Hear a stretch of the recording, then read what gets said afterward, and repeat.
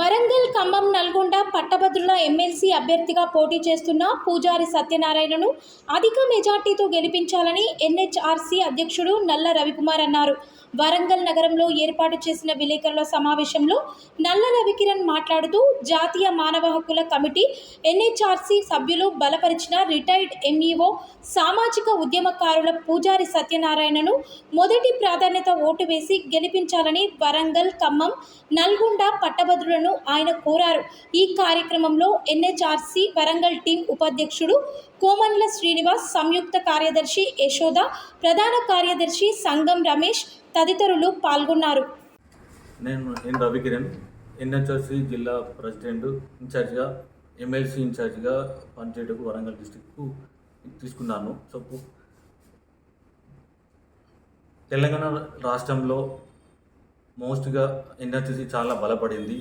Telangana NHRC తరఫున పూజారి Satyanarayana sir ఎమ్మెల్సీగా స్వతంత్ర అభ్యర్థిగా బరిలో దిగారు. సో పట్టభద్రులందరూ పూజారి సత్యనారాయణను మీరు మొదటి ప్రాధాన్యత ఓటు 38వ నెంబర్ మీద ఓటు వేయాలని కోరుచున్నాము. ఇది నా విన్నపము. మీరు కూడా ఆలోచించి దళారులకు కానీ మంచి చట్టసభలకు ఎడ్యుకేషన్ ఉన్న వాళ్ళను రిటైర్డ్ ఎంఆర్ఓ సార్, సో వాళ్ళను అలాంటి ఎడ్యుకేషన్ వాళ్ళు పంపిస్తే చట్టసభలో మనకు ఎడ్యుకేషన్ తరపున కానీ ఉద్యోగుల తరపున కానీ మనకు ఏదున్నా కానీ మనకు అందుబాటులో ఉండడానికి మన వంతు గొంతు అక్కడ